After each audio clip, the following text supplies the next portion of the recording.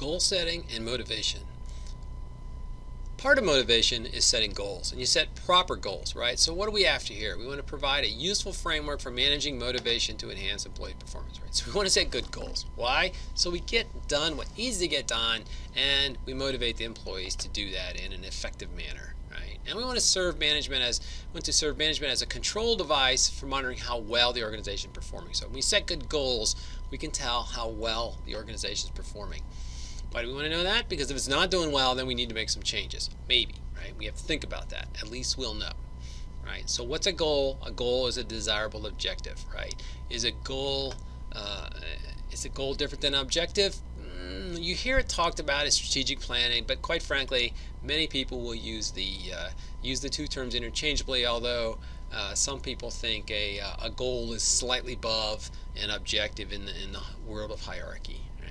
So goal setting theory, there's a guy named Locke. We talked about goal setting assumes behavior as a result of conscious goals and intentions. Therefore, goals influence behavior. So we thought we could not just control behaviors with rules. A rule that controls behavior is like when you go into the factory floor, you must wear safety goggles, right? That would be a rule, right? A goal would be we have to make so many units per hour, and if we exceed that, then everybody gets a bonus. That would be something that Frederick Taylor would be behind, right? Goal characteristics, right? So goals have different levels of difficulty. So it's the extent of which a goal is challenging, requires effort, right? And we need to look at goal specificity, right? How clear, how precise is this goal, right? Is this something we can clearly understand, or is the goal something like we want to do better? We need to improve our performance. All right, that might be something we need to do, but that's a terrible goal, right? So we'll talk about what makes a good goal. Right, so the goal setting process. We need to think about difficulty and specificity. We need to think about goal acceptance, the extent to which a person accepts a goal as his or her own. So if I want to set a goal for somebody or some group of people to do something, but if they don't accept it as their goal, they give me a lot of pushback, then that's not much of a useful goal. I'm going to have a hard time making that happen.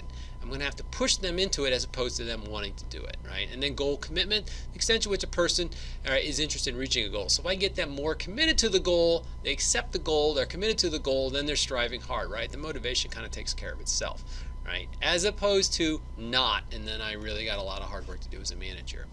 So in the world of goal design, we like to use the acronym SMART. We try to set SMART goals. What is a SMART goal? The S stands for specific.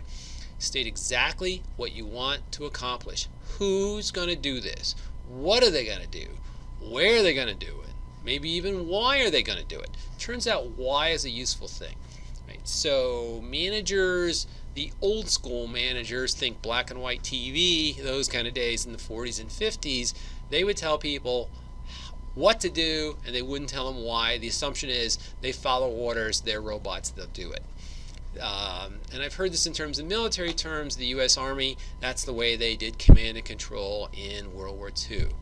Now, the Generation Xers, right, the millennial kids, they want to know why. Even when they're in the Army, they want to know why, right? So the U.S. Army at first resisted this, the way I hear the story told, but then now they often, not always, but they often explain to the soldiers why they're doing this, so they're more motivated to do a good job, right? So, and also they can, if something goes awry, and if you're, overseas in the Middle East, things may go awry, you understand what the intentions of the order were. So if you have to change the order in an instant because of something somebody else did, you have some knowledge, some basis for making that decision. So often they'll tell them, I want you to do this, and here's why. Okay, so that's the goal. Should be very specific, as specific as possible. It should be measurable. How will you know when you demonstrate or evaluate the extent to which the goal has been met? So how are we going to measure this?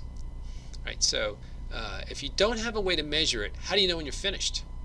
How do you know that you're making it better and not worse? Right? Dr. Deming, Edward Deming, the guy who taught the Japanese how to make good cars. And by the way, it wasn't because he wanted the Japanese to beat up on the Americans. He went to the Americans first and they didn't listen to him.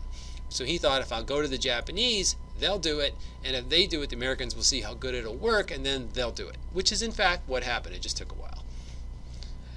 Okay, so a goal should be measurable.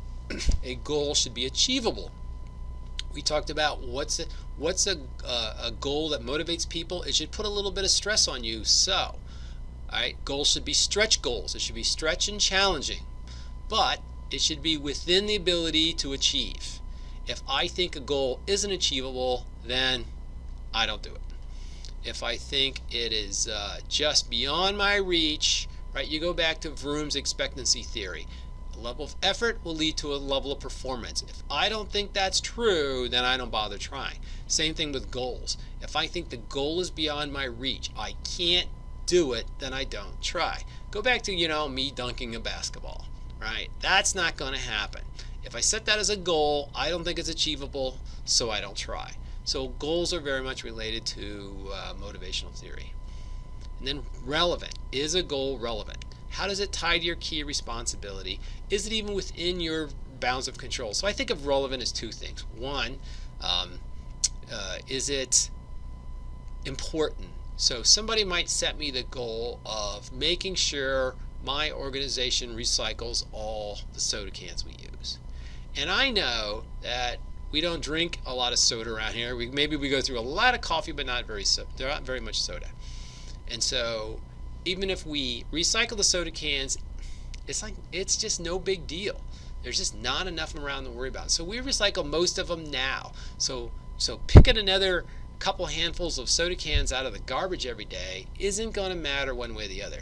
So I don't think this. First of all, it's not my responsibility as an office worker. So I feel bad about that. Second of all, it's not very relevant to organizational success. So I think there's more important things I could be spending my time on, even though I'm getting paid, than digging cans out of the garbage. So I'm not very motivated, right? So that's a terrible goal. By the way, in achievement, right, we also want to think about is it within my area of responsibility? So if you tell me a goal is for my little group way down the food chain in the organization to increase the value of the company's stock, well, I'd like to see that too, and maybe I have some stock too. But that's not much of a goal for me to get motivated about, because quite frankly, it's a big company. We're a tiny, tiny little group in a big company, and no matter how good of a job we do, we can't really move the needle very much on that. Right? So that's not a good goal for me either. All right, so we did specific, measurable, achievable, relevant, and now time-bound. Some type of time domain. So there should be a by when. You're going to do this thing by when.